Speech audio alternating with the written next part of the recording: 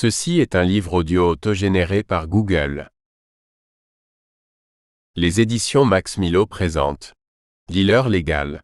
Éric Codet. Le groupe Pernod Ricard est l'exemple du succès international à la française. Pastis, whisky, vodka, rares sont les alcools que le numéro 2 mondial ne distribue dans les bars et discothèques. Mais la concurrence est rude et pour placer ses bouteilles, les représentants dépassent leurs limites. Afin de fraterniser avec ses acheteurs, Franck Daniel boit de plus en plus et devient, après 11 ans de bons et loyaux services chez Ricard, une épave. Il a confié au journaliste Éric Codet comment son outil de travail, l'alcool, l'avait porté au sommet avant d'avoir raison de son corps, de sa vie familiale, de ses illusions. Au passage, nous découvrons les objectifs des alcooliers. Addiction de la jeunesse, des femmes, des sportifs ou encore petits cadeaux aux autorités. L'auteur n'hésite pas non plus à démasquer l'ambivalence des pouvoirs publics concernant l'alcool. Une drogue légale qui est un secteur phare de l'économie française. Une histoire de splendeur et de misère, passionnante comme un livre noir. Très noir. Pendant 11 ans, Franck Daniel a vendu de l'alcool au service du groupe Pernod Ricard. Éric Codet est journaliste à France Soir. Des notes sont disponibles sur les éditions électroniques et papier du livre. Prologue. Qu'importe le flacon pourvu qu'on ait l'ivresse. Pernod Ricard encourage ses employés à aller vers les autres, à l'ouverture, au partage et à l'amitié.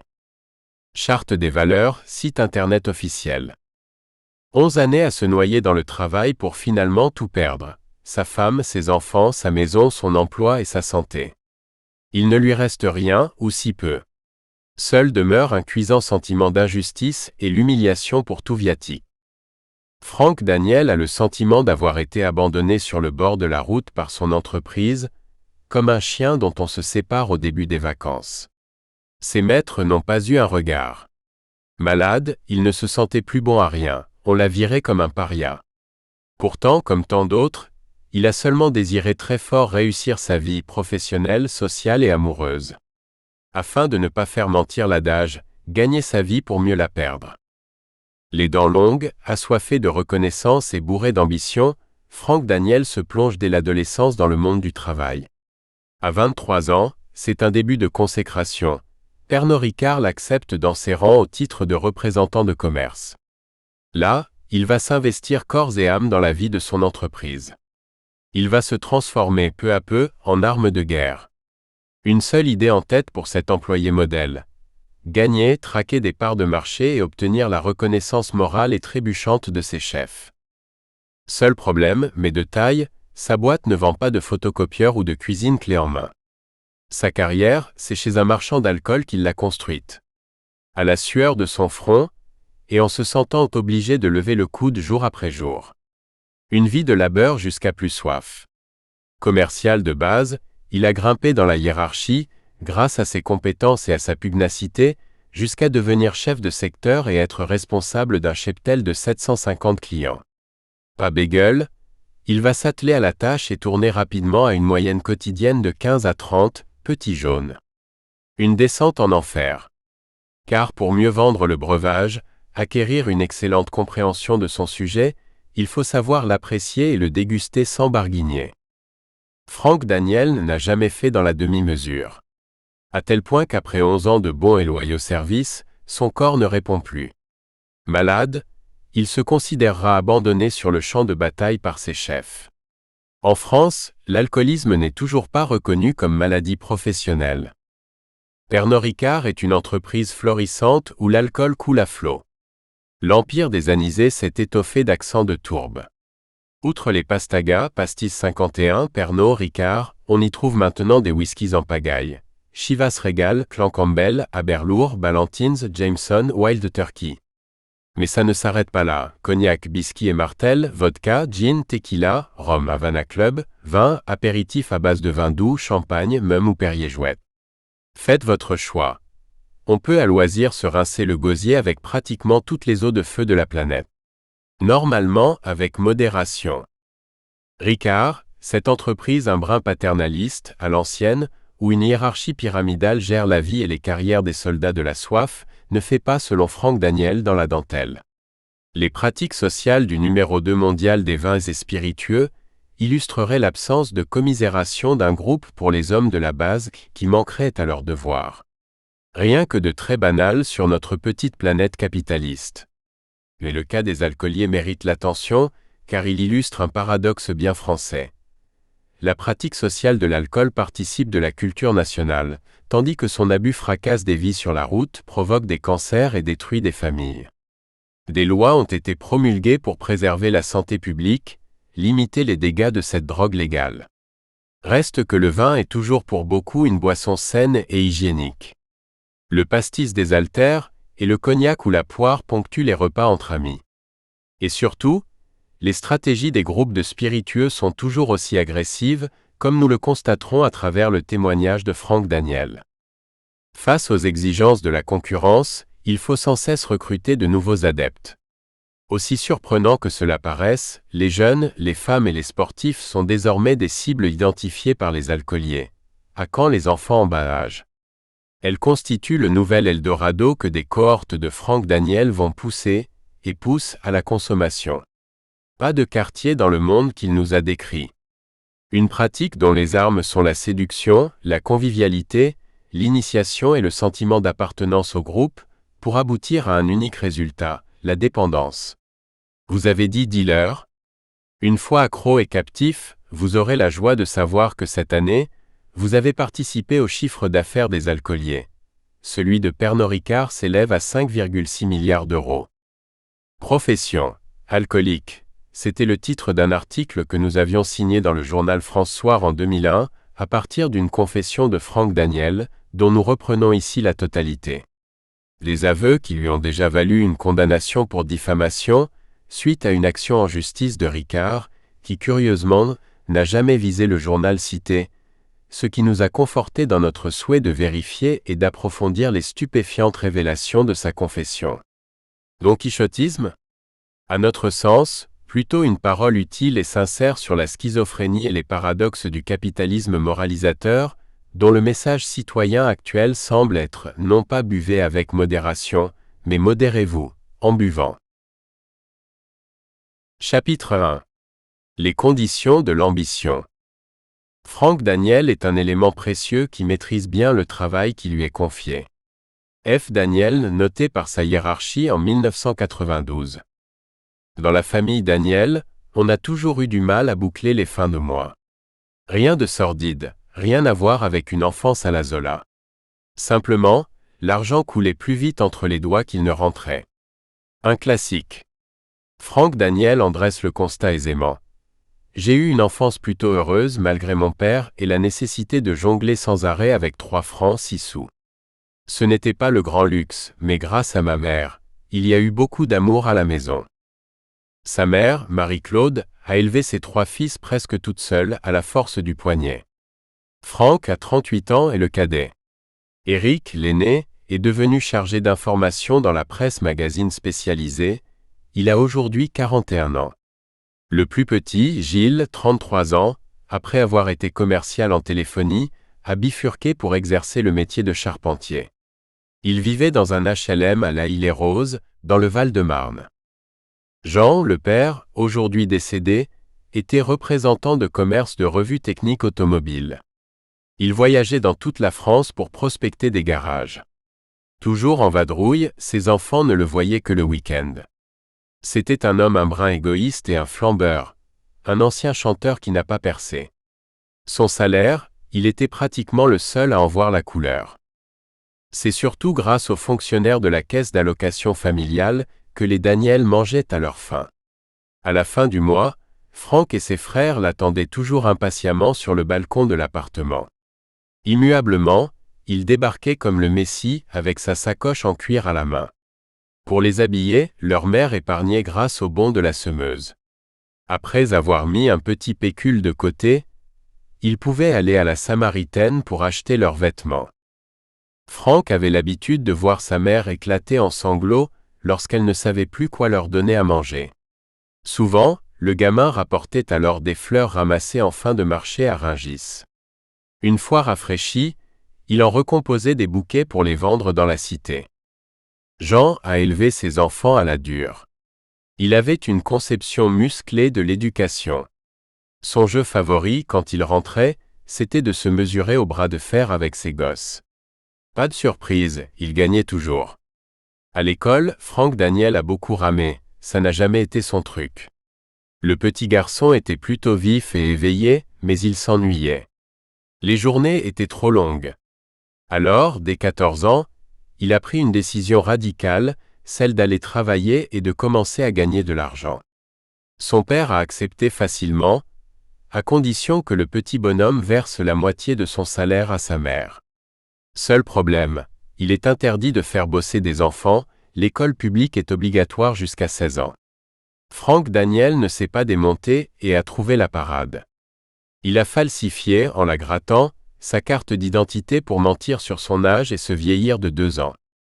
Direction, le marché couvert de la Île-et-Rose. Un monde viril où les compétences se mesurent à la taille des biceps. Frank Daniel s'est mis à l'ouvrage, à retrousser ses manches. 3 à 4 fois par semaine, il enfourchait son vélo pour s'y rendre. Le reste du temps, il faisait acte de présence à l'école, histoire de donner le change. Il a été vendeur de pommes de terre, puis très vite commis chez un marchand de beurre au fromage. Charger et décharger des palettes et préparer les étals, été comme hiver. C'était très physique, mais il avait la chance d'avoir une bonne constitution et d'être plutôt costaud pour son âge. Cette nouvelle vie le rendait fier. Fier de l'argent qu'il gagnait au black et qu'il reversait pour moitié à sa mère. À côté de ça, comme la plupart des adolescents, il chapardait aussi des bricoles dans des supermarchés, et même des voitures, qu'il refourguait ensuite aux puces du Kremlin-Bicêtre. Quand on habite la banlieue, que rien ne vous tombe tout cuit dans le bec, il faut savoir être des merdes. Mais il avait, chevillé au corps, la volonté de devenir quelqu'un, d'obtenir une position sociale enviée. Pas question pour lui de s'écarter du droit chemin. À 16 ans, avec ses économies, il a pu s'acheter son premier cuir. Un blouson d'aviateur payé cash. Le soir même, pour fêter l'acquisition, il donne rendez-vous à ses potes pour danser dans une discothèque. Un événement. C'était la première fois de sa vie qu'il mettait les pieds dans une boîte de nuit. Occupé à se déhancher et à dragouiller, il laisse sans surveillance sur un divan son blouson américain. Pas de miracle, à son retour le cuir avait disparu. Envolé. Cette expérience traumatisante l'a vacciné pour toujours des boîtes de nuit. Du moins jusqu'à ce que celle-ci contribue en partie à ses revenus. Après avoir tant bien que mal décroché un cap de commercial et un BEP de vendeur, Frank Daniel s'est lancé dans la grande aventure de la recherche d'un emploi. Ce n'était pas évident, on lui reprochait de n'avoir pas encore effectué son service national. Alors, tout en bossant à Rungis, il a commencé à vendre dans un magasin du Sentier à Paris, des costumes sur mesure. Là, c'est l'apprentissage des rudiments du métier. En faisant un geste commercial, en offrant une cravate ou une ceinture, il découvre qu'il fidélise ses clients. Un client heureux est un client qui revient. Et puis, la joie de s'apercevoir que ses patrons n'hésitent pas à le récompenser d'un petit billet lorsqu'il a su placer ses complets vestons. Ensuite, c'est au centre commercial de Belle-Épine-à-Thiers, Val-de-Marne, dans une boutique de pantalons qu'il décroche enfin ses premières feuilles de paye. Une embauche de 6 mois comme vendeur extra, c'est-à-dire bouche-trou où on le rémunérait à la commission. Là, il saisit que s'il s'échine plus que la moyenne, son chèque s'arrondit en fin de mois. En 1983, Frank Daniel a 17 ans et demi et comprend que pour pouvoir vraiment travailler, être libre, il faut se débarrasser de l'armée. Il devance donc l'appel. Futé, il demande à voir du pays, à partir pour les dom-toms, et sollicite de passer son permis de conduire. L'adjudant l'a regardé droit dans les yeux et lui a rétorqué sans sourire. C'est comme si c'était fait. Résultat, on l'a envoyé en Allemagne, à Mülheim, au pied de la forêt noire. Deuxième classe, il fait le peloton d'élèves gradés pour terminer brigadier-chef. Histoire de doubler le montant de sa solde. Au programme, du sport et encore du sport. Une transformation physique s'opère. Du petit gars un peu bouboule à l'entrée, il devient fort et élancé. À l'armée, j'ai découvert la rigueur, la discipline, le respect et l'organisation, analyse-t-il sans ironie. Les valeurs fondamentales, que je n'ai jamais renié par la suite. Quant à son permis de conduire, il s'est assis dessus pour des raisons budgétaires. À la place, l'armée l'a formé dans une discipline beaucoup plus pointue.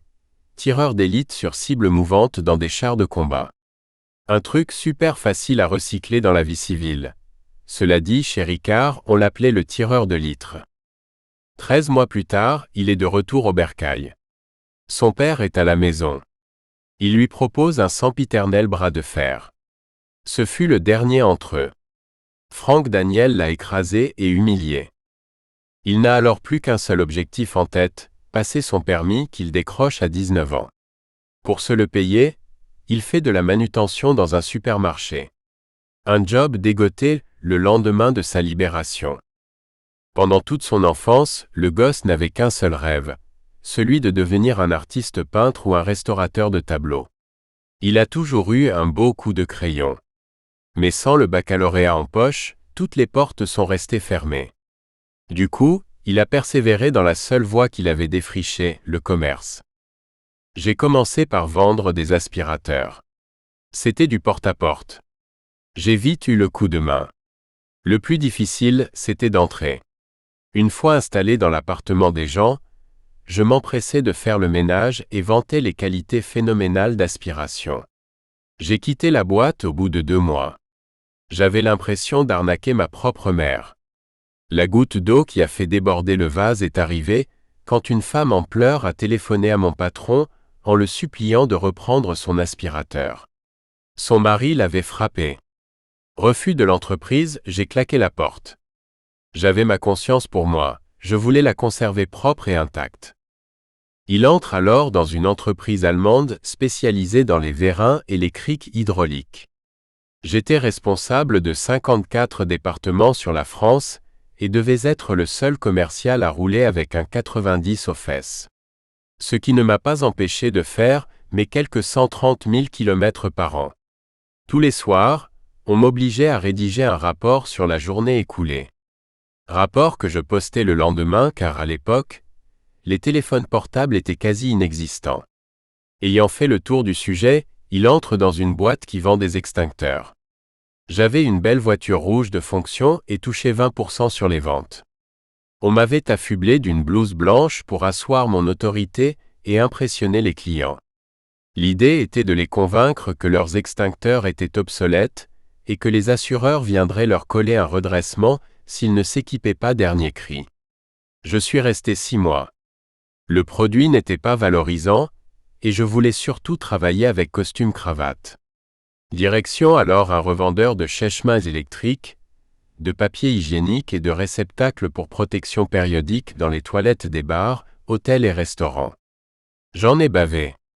Pas simple de convaincre des patrons que les rouleaux de papier hygiénique de 300 mètres étaient plus économiques que le système feuille à feuille. C'est là que j'ai croisé des commerciaux qui me trouvaient super bons. Vendre du PQ comme ça, t'es un chef, répétait-il. J'ai tenu 1 année. Pendant cette période, Franck Daniel répond à une petite annonce parue dans le Nouvel Obs. Ricard recherchait des bac+2 pour renforcer ses équipes de vente. Je n'avais pas le bac mais de la rage au ventre, du bagou à revendre, et un bon peps de vendeur.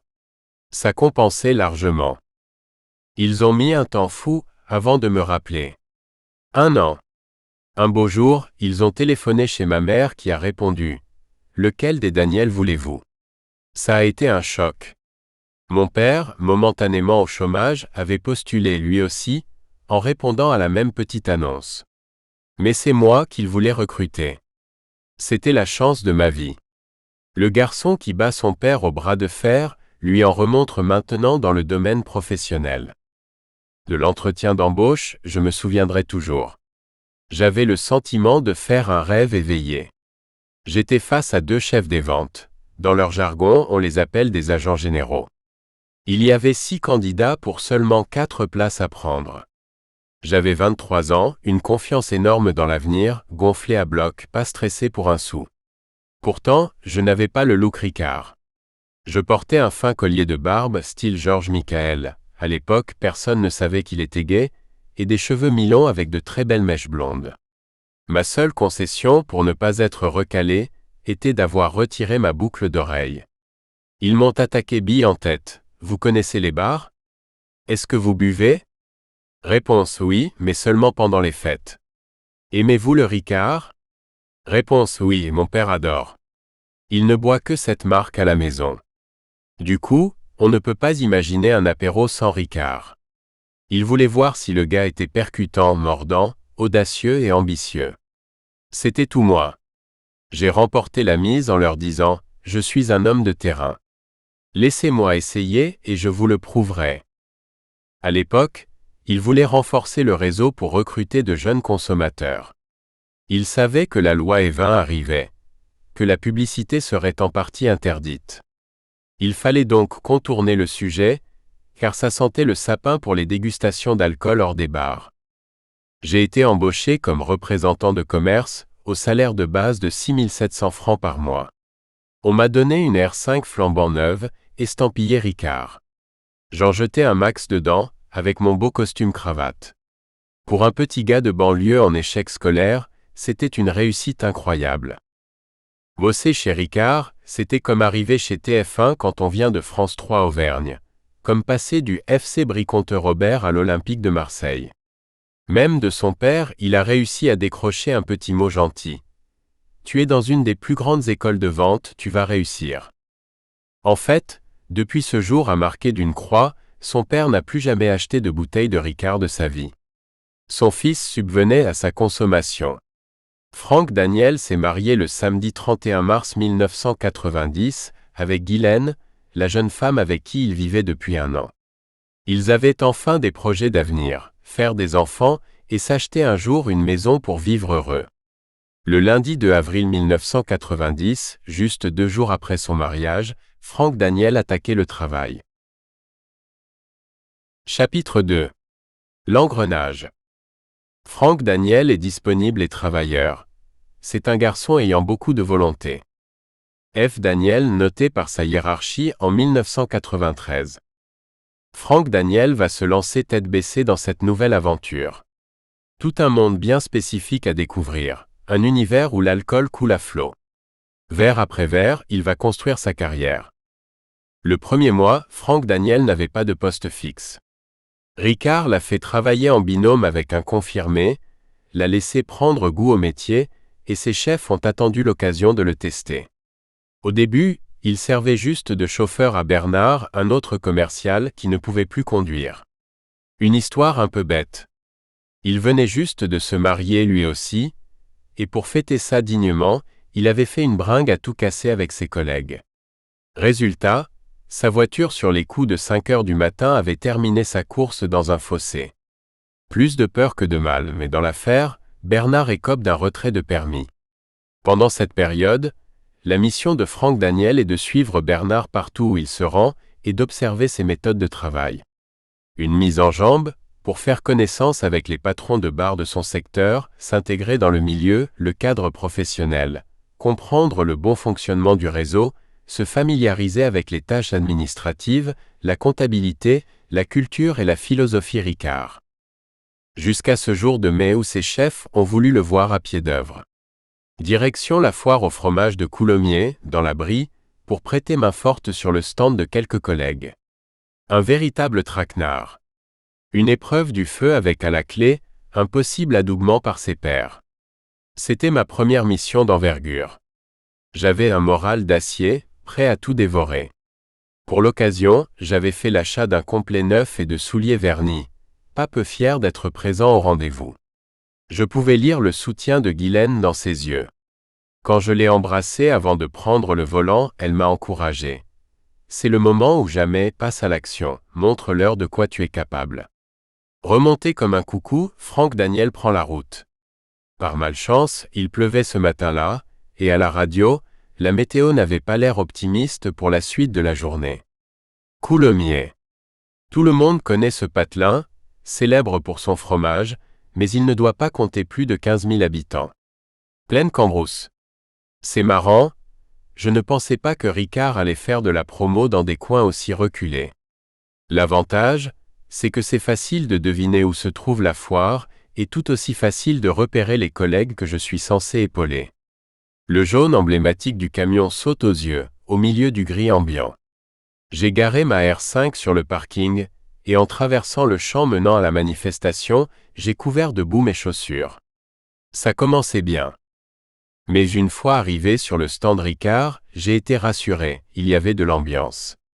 Au début, j'étais mal à l'aise, je ne savais pas quoi faire de mes mains, et surtout je ne savais pas trop ce qu'on attendait de moi. Mais très vite, je fais connaissance avec mes nouveaux collègues, et des liens d'amitié se nouent après 3 ou 4 verres derrière la cravate. Je suis de plus en plus volubile, plein d'humour, jamais le dernier pour raconter une bonne blague. Je prends mes marques. Mine de rien, mon verre ne reste jamais vide très longtemps. Travailler pour Ricard, ça semblait génial. Roger était le chef des ventes. Il y avait aussi Jacques, bien sûr, le commercial de Coulommiers. Chef de secteur, il avait le même grade que Bernard, le gars à qui je servais de chauffeur. Et puis, il y avait Jean-Claude. C'était lui qui avait l'air le plus sympa. Et ma première impression ne m'a pas trompé comme souvent. Plus tard, il sera l'un de mes meilleurs potes dans la boîte. Jean-Claude, c'est aussi celui qui conduisait le camion Ricard. Il était dans l'entreprise depuis 15 ans, et il m'a dit que j'allais aimer ça. C'est bien simple, pour lui le boulot consistait à faire la fête.